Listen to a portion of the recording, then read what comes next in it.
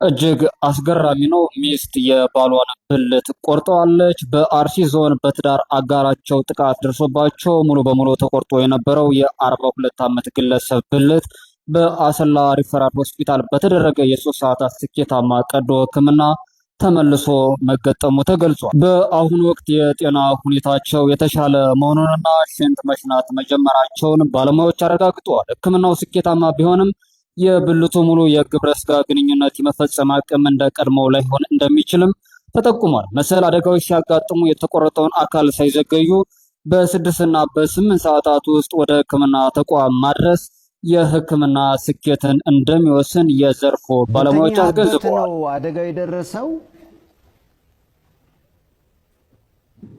በተኛውበት ነው። ያው አብረን በተኛንበት ነው የደረሰብኝ።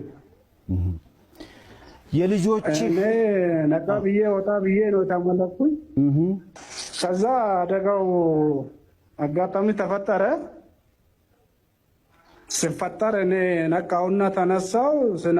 ነቅቼ ስነሳ እሷ ሮጣ ወጣች። ሮጣ ስትወጣ አባረርኳትና ያስኳት። ሲይዛት ደግሞ አጋጣሚ የቆረጠችበትን ብላዋም በእጇ ይዛለች።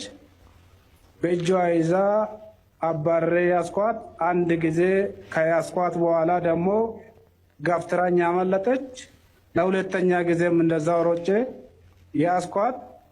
ሲይዛትም በመጀመሪያውም ብላዋ እጇ ላይ ነበር፣ ሁለተኛ ጊዜም በላዋ እጇ ላይ ነበር። ከዛ ሁለቷን እጇን ያስኩና ጨዋታ ወጣ።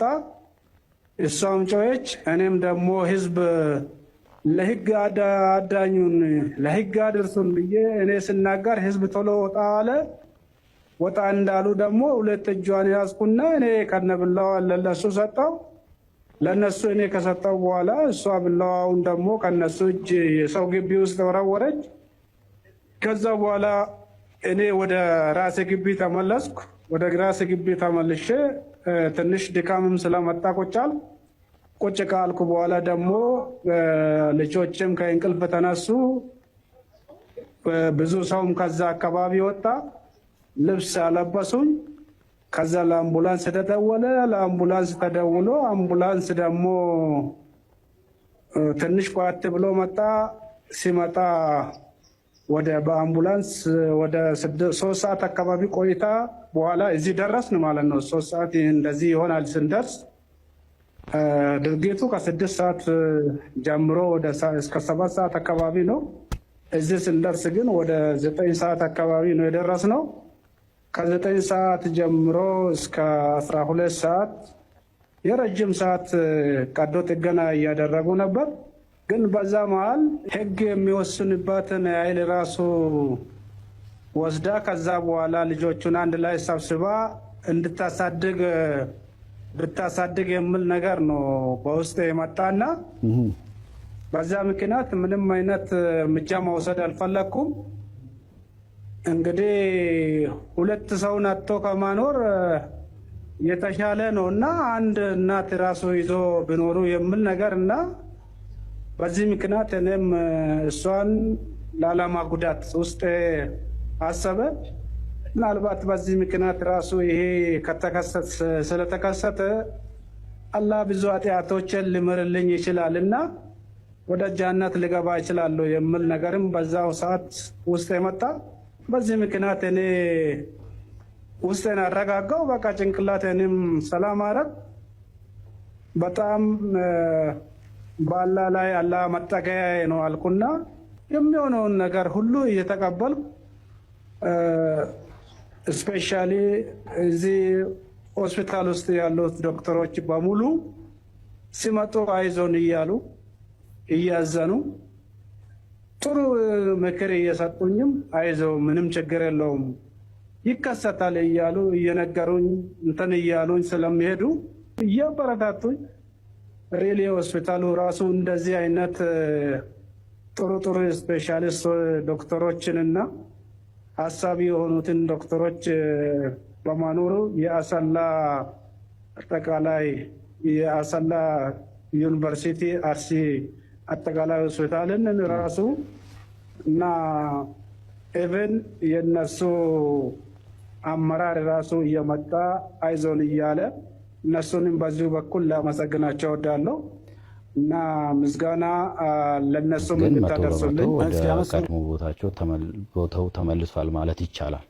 ስለዚህ ቀድሞ አሁን ለምሳሌ ወንድ ልጅ ብልት ከመቆረጡ በፊት መሽናት ሊሆን ይችላል ወይም ደግሞ ወሲባዊ ግንኙነት ላይ ልክ ነው ወንዴ እንግዲህ ማውጣት ሊሆን ይችላል መርጨት እነሱ ነገሮች ሁሉ ልክ ነው ሴፍሻ አሁን ታካሚያችን ያው ህክምናውን ከሰራን የዛሬ 6 ሳምንት አካባቢ ነው አሁን ካቴተር ቱቦ አስገብተን ነበር ያኔ ካቴተሩ ወጥቶ አሁን በራሱ እየሸና ነው ሳይኮሎጂካል ዌልቢንግ አሁን ሳይኮሎጂካሊ በጣም ስትሮንግ ነው ሌላ ሳይን ምንድነው ያው ወደ ሴክሹዋል እና ሪፕሮዳክቲቭ ዌይ ለማለት ትንሽ ጊዜ ይፈልጋል 1-2 ወር 3 ወር አትሊስት ችግር የለውም መቆየት አለበት ከዛ ውጪ ግን ምንድነው የዛ ሳይን የሚያሳየው ሞርኒንግ ኢሬክሽን አለው ስለዚህ ወደዛ እንደሚሄድ ማሳያ ነው ማለት ነው ለዚህ ስለዚህ ተመልሷል ማለት ይቻላል አይ 2 ወር ምናምን ከዛ በኋላ ሲባል እንዴ እንኳን አይደለም በህክምና ሰው ጾም የለ እንዴ 2 ወር እኮ ነው ጾም ውጤታማ ነው እየተባለ ነው በጣም ደስ ይላል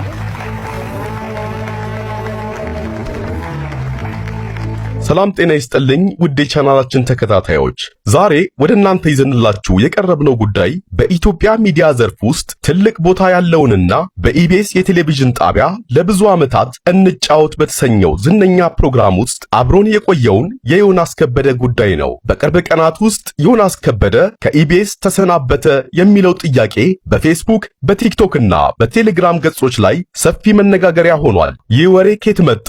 እውነታውስ ምንድነው? የሚለውን ዛሬ በጥልቅ እንተነትናለን።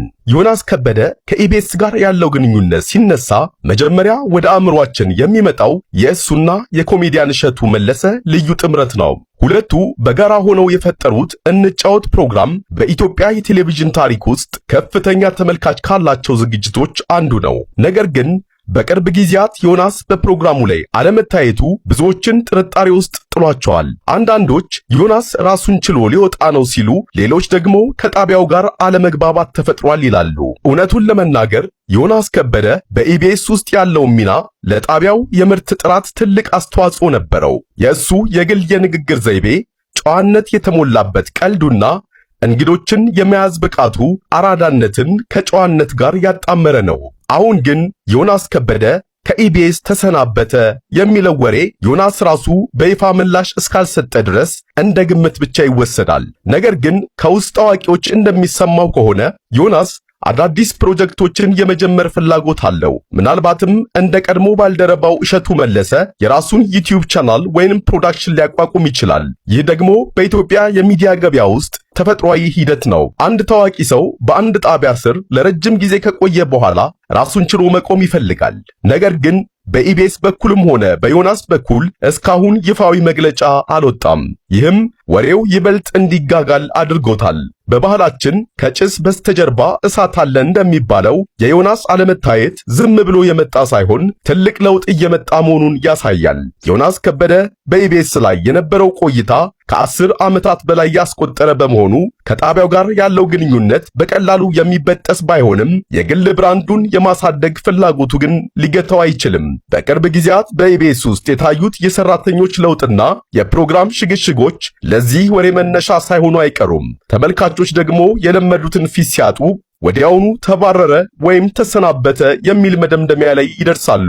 እኛም ይህንን ጉዳይ በንቃት እየተከታተልን ነው። እናንተስ ምን ትላላችሁ? ዮናስ ከበደ ከኢቢኤስ መውጣቱ ለፕሮግራሙ መዳከም ምክንያት ይሆናል ወይንስ አዳዲስ ተሰጥኦዎች እንዲወጡ በር ይከፍታል? አስተያየታችሁን በኮመንት መስጫው ላይ አስፍሩልን። ለቻናላችን አዲስ የሆናችሁ ሰብስክራይብ በማድረግ የደውል ምልክቱን ተጫኑ። ዮናስ ከበደ በኢትዮጵያ ሚዲያ ውስጥ የራሱን አሻራ ያሳረፈ ሰው በመሆኑ የትም ቢሄድ የተሳካ ስራ እንደሚሰራ አንጠራጠርም። የዛሬው ትንታኔያችን በዚህ ያበቃል። በቀጣይ አዳዲስ መረጃዎችን ይዘንላችሁ እንመለሳለን። ቸር ያቆየን።